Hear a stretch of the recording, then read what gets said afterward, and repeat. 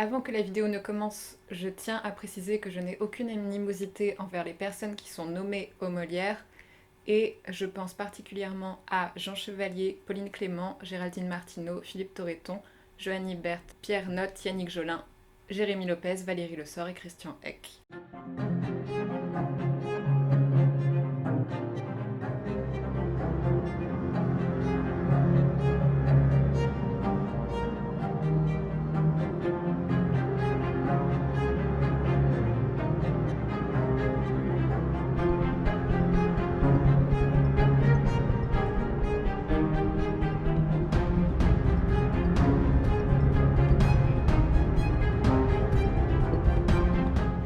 Déjà, avant de se demander pourquoi je pense qu'aujourd'hui les Molières sont problématiques, il me semble un peu nécessaire de revenir à l'origine en fait de la cérémonie des Molières qui date de 1987 et qui a été créée par Jean-Louis Barrault, Jean Le Poulain, Claude Santelli, Jérôme Hulot, Jean Danet, Jacqueline Cartier, Guy Demure et Roland Bertin. Donc c'est une cérémonie faite pour récompenser tout de même le théâtre privé. Et après, le théâtre public s'est raccroché à la cérémonie. Pour remettre les choses dans leur contexte, dans les nommés, dans les révélations masculines et féminines, il y a Dominique Blanc qui aujourd'hui est à la Comédie Française et Fabrice Lucchini qu'on ne présente plus. Et surtout ce qui est drôle quand on commence à regarder dans la liste des nommés et surtout dans la liste des perdants, c'est de voir à quel point en fait ça n'a pas d'impact réel sur la carrière des personnes. Je pense par exemple dans la catégorie qui aujourd'hui est disparue, la catégorie des auteurs. Coltès a été nommée plusieurs fois, elle n'a jamais rien eu. Et quand on regarde les auteurs qui ont été primés, qui ont reçu un Molière, on les connaît pas forcément. Et du coup, c'est drôle de voir ces catégories qui ont un peu disparu.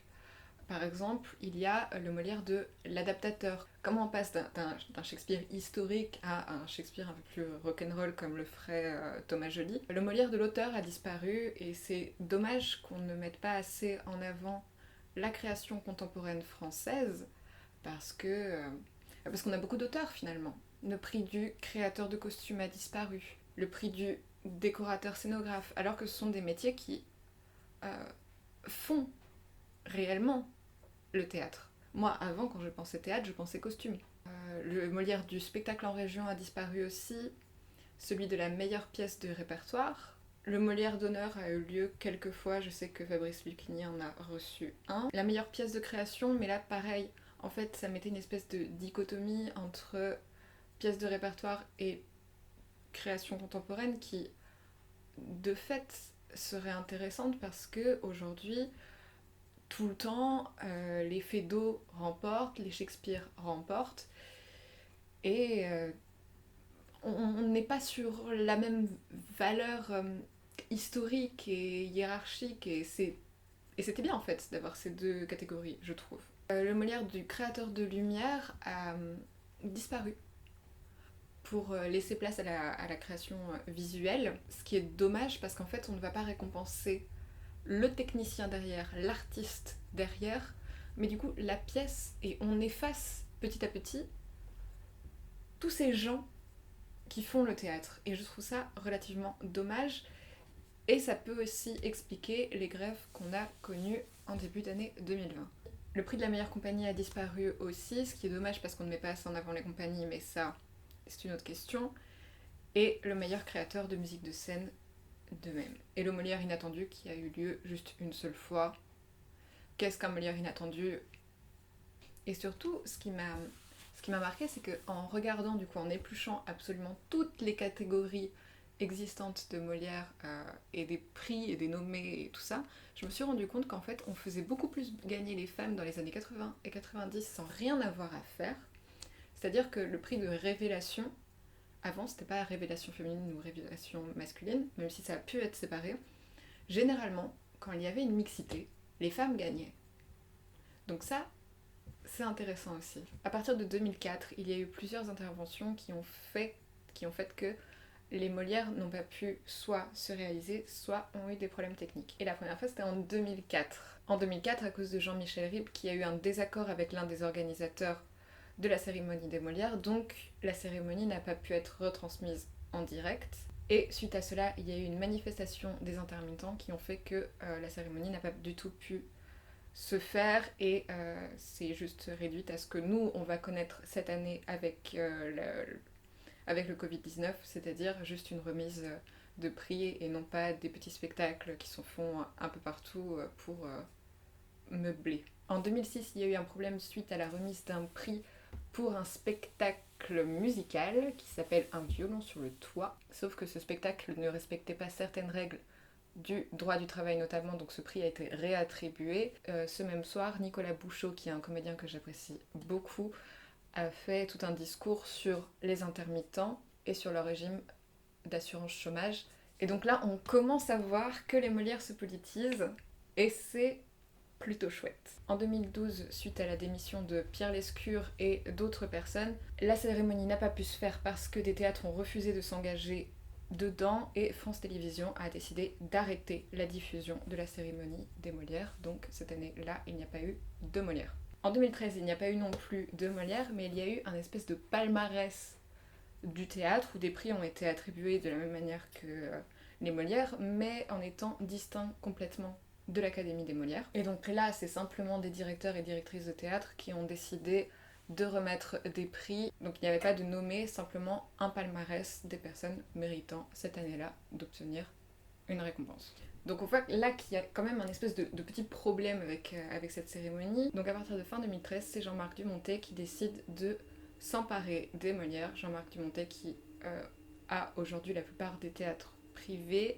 qui est aussi un ami de Macron et conseiller de Macron, mais on le verra après. Et donc c'est assez intéressant de voir comment cette figure centrale en fait a réussi à faire renaître de ses cendres en fait une cérémonie qui allait totalement s'écrouler.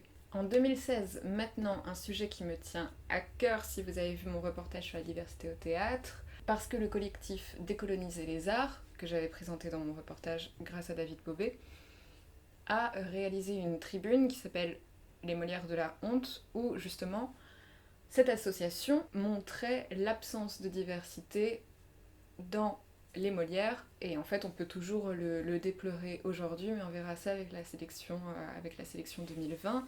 Et donc ils se sont rassemblés devant les Folies Bergères pour manifester contre l'absence complètement visible de diversité dans les nommés aux Molières, mais aussi sur les plateaux et scènes françaises. Et donc face à cette critique, ce qui est assez drôle, c'est que Alex Lutz a décidé de faire l'acte le plus raciste possible durant la cérémonie. Avec le sketch de Touchy Toucha, on en avait aussi parlé dans le reportage sur la diversité au théâtre. Voilà. Et finalement, la dernière polémique qui a eu lieu avec les Molières, c'était l'année dernière, en 2019, quand des gilets jaunes sont venus sur la scène, et cela a été coupé par France 2, mais je vous mettrai les images juste après.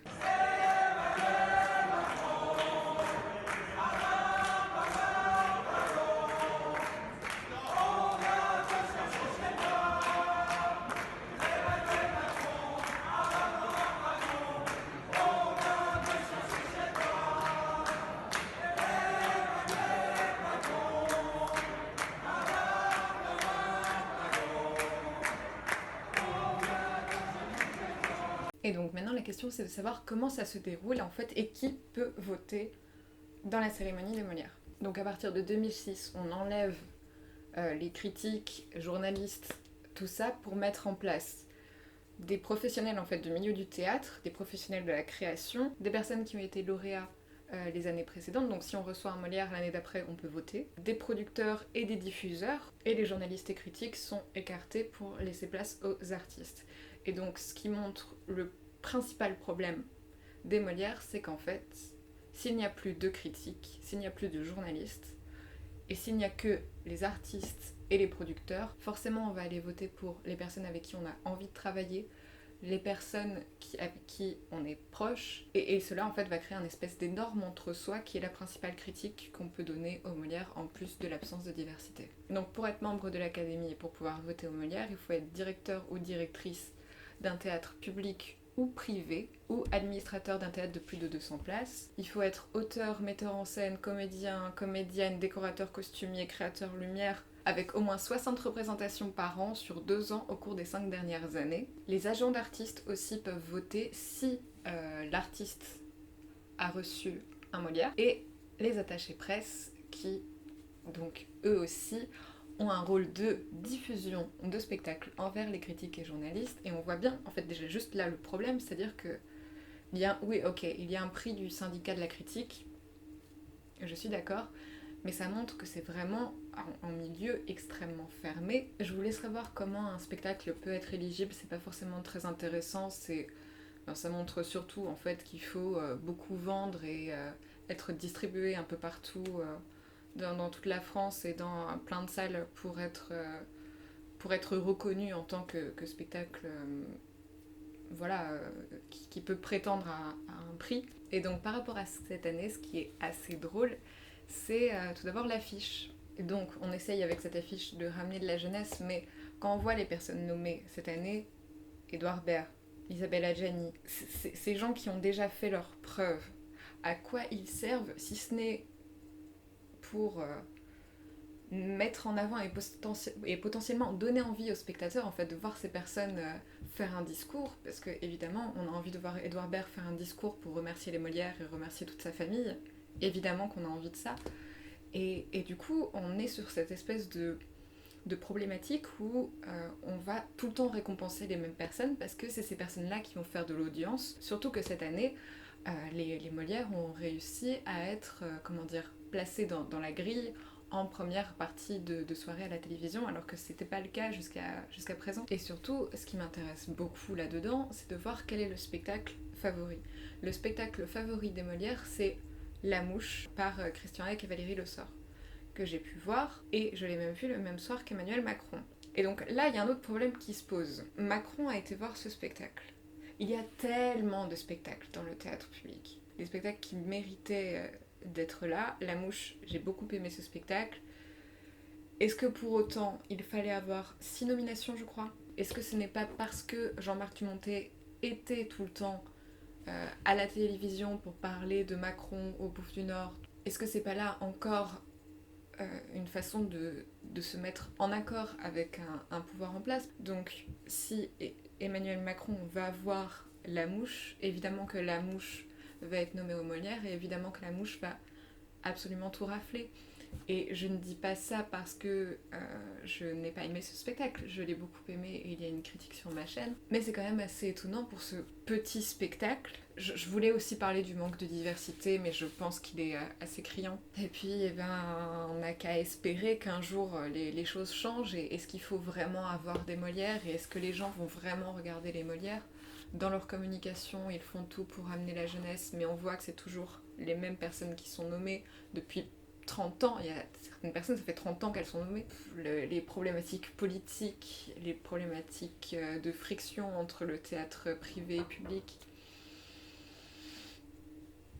Donc pour moi, les Molières sont une cérémonie qui sont problématiques. Et j'espère que les Molières ne sont pas, comme ils le souhaitent, la vitrine du théâtre français. Merci à tous d'avoir regardé cette vidéo, vous pouvez la liker, la commenter, la partager, vous abonner. Et puis moi je vous dis à bientôt pour une nouvelle vidéo sur le théâtre.